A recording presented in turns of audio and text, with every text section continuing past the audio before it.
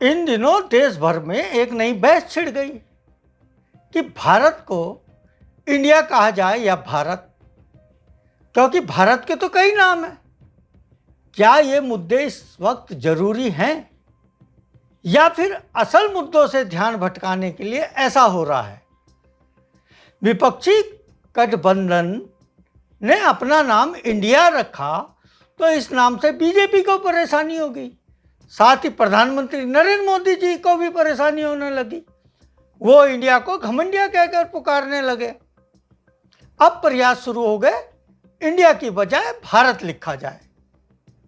वैसे सरकार की कई योजना में इंडिया शब्द का ही प्रयोग होता रहा है और होता आ रहा था। वहीं जैसे ही विपक्ष गठबंधन की शॉर्ट फॉर्म इंडिया हुई तो इससे पीएम सहित बीजेपी को दिक्कत होने लगी। हालांकि नाम बदलने से कुछ नहीं होता, क्योंकि आम जन तो भारत को दोनों ही नामों से जानता है।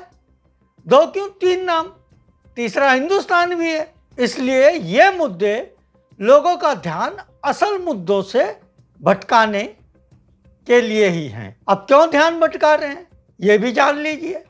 प्रधानमंत्री नरेंद्र मोदी जी ने कहा था 2 करोड़ नौकरी दूंगा, वहीं उनके 9 साल के कार्यकाल में 70 लाख नौकरियां कम हो गई।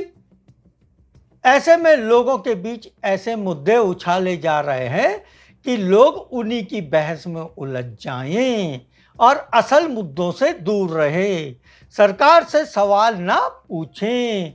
क्या फर्क पड़ता है देश को इंडिया को या भारत?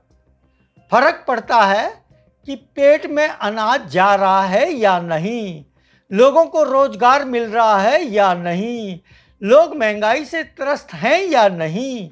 80 करोड़ से अधिक लोग मुफ्त अनाज पर निर्भर हैं, यानी हमने उन्हें आत्मनिर्भर नहीं बनाया, सरकार की भीख पर निर्भर कर दिया। वादे तो पूरे नहीं हो रहे। ऐसे में कभी लव जिहाद, कभी लैंड जिहाद, कभी समान नागरिक संहिता, कभी इंडिया, कभी भारत का मुद्दा छेड़ दो, सोशल मीडिया में लोगों को झगड़े कराओ और लोग उलझे रहे, असल मुद्दों पे ध्यान ना जाए और आगामी चुनाव में अपना काम निकल जाए। यही तो हो रहा है, पूरे देश में हो रहा है। आप देख रहे हो और आप भी उसी को ही समर्थन दे रहे हो। समझ जाइए, आंखें खोल लीजिए। जिसने इतिहास नहीं पढ़ा वो भी ज्ञान बघार रहा है, इंडिया को अंग्रेजों से जोड़ रहा है।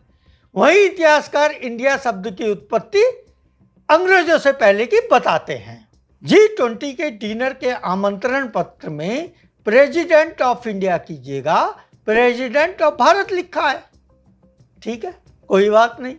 वहीं आसियान इंडिया शिखर वार्ता में शामिल होने के लिए प्रधानमंत्री नरेंद्र मोदी के इंडोनेशिया जाने के लिए आधिकारिक नोट में पीएम मोदी को प्राइम मिनिस्टर ऑफ भारत लिखा गया है।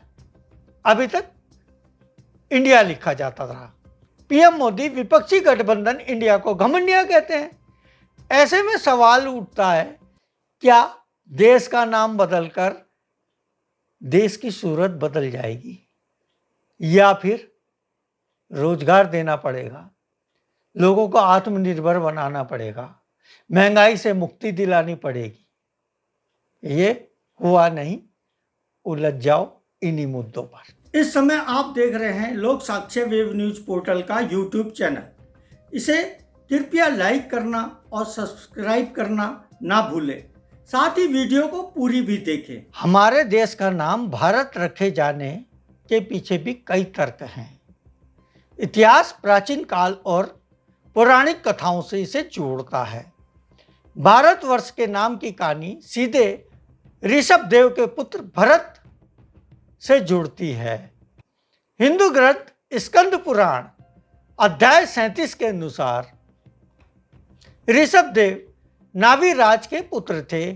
ऋषभ के पुत्र भरत थे। कई और पुराण भी कहते हैं कि नाभि राज के पुत्र भगवान ऋषभ देव रहे और उनके बेटे भरत वे चक्रवर्ती सम्राट थे। उनका साम्राज्य 14 दिशाओं में फैला था।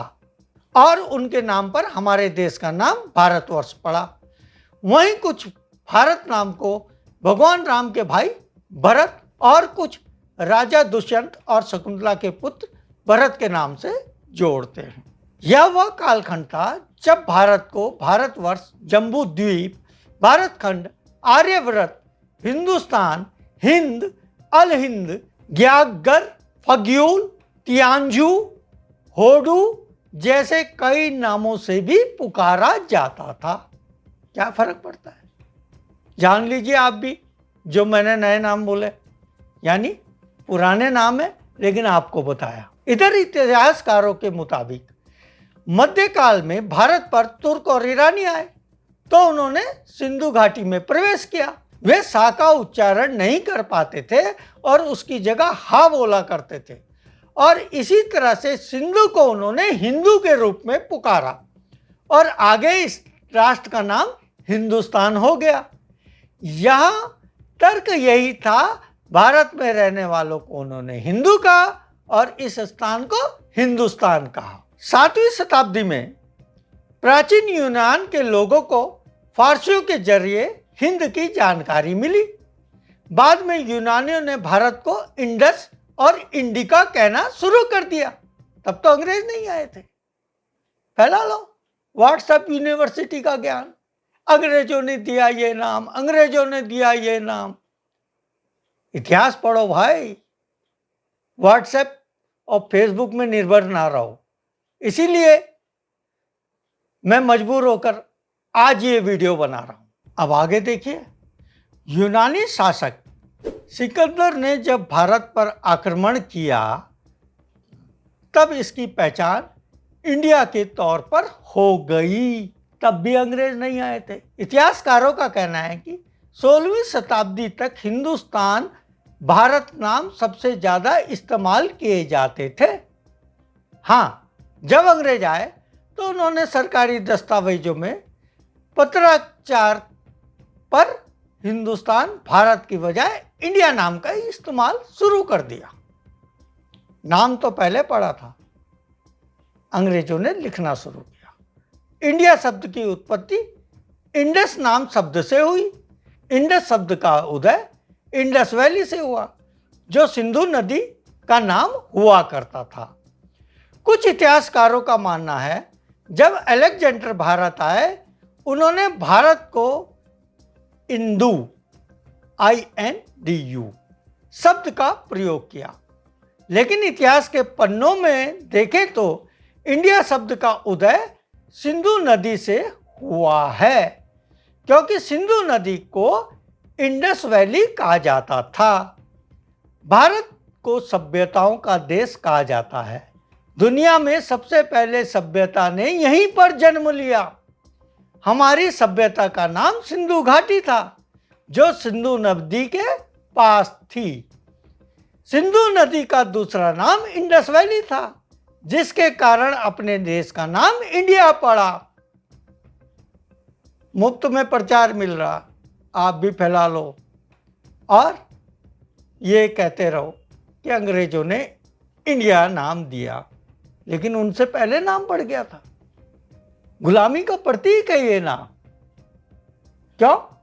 काम करने को कुछ है नहीं, बताने के लिए कुछ है नहीं, चुनाव में डर है, इंडिया गठबंधन से डर है, तो ये मुद्दा उछाल दो, लोग लग जाएं।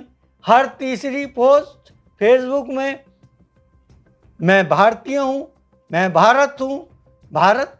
ठीक है भाई, ये सारे नाम है देश के। किसी का नाम घर का सोनू है और स्कूल का वैभव है, किसी का चिंकू है और स्कूल का क्षितिज है। तो क्या नाम बदलने से वो व्यक्ति थोड़ी बदलेगा? व्यक्ति तो उसके व्यक्तित्व से बदलेगा। फिर ऐसी उलूल जुलूल बातों में उलझे हुए उलझते रहो। आपकी किस्मत में यही रह गया है। असल मुद्दे छोड़ दो और उलझते रहो। इस मामले में अब राजनीति भी तेज हो गई। विपक्ष का कहना है मोदी सरकार विपक्षी गठबंधन से डर गई कि इंडिया नाम से उसे परहेज होने लगा। वहीं केंद्रीय मंत्री अनुराग ठाकुर का कहना है इसमें कुछ नया नहीं है। G20 के लोगों में भारत और इंडिया दोनों लिखा गया है। ऐसे में वो भारत नाम पर आपत्ति क्यों जता रहे हैं? जब वो विदेश में जाते हैं तो भारत की आलोचना करते हैं, जब वो भारत में रहते हैं तो भारत नाम पर आपत्ति जताते हैं। फिर वही मुद्दा, वही उछालो, बहस करो, करते जाओ। व्हाट्सएप यूनिवर्सिटी में माल परोस दिया, झूठ बोलो, बार बार बोलो, जितना संभव हो झूठ बोलो, यही तो हो रहा। धन्यवाद साथियों।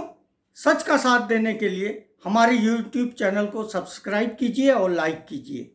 नोटिफिकेशन के लिए घंटी वाला बटन दबाइए। साथ ही हमारे वेब न्यूज़ पोर्टल की खबरें पढ़िए, फेसबुक पेज और ट्विटर अकाउंट से जुड़िए और इसे शेयर भी कीजिए। इसके लिंक नीचे दिए गए हैं। धन्यवाद। मैं भानु बंगवाल।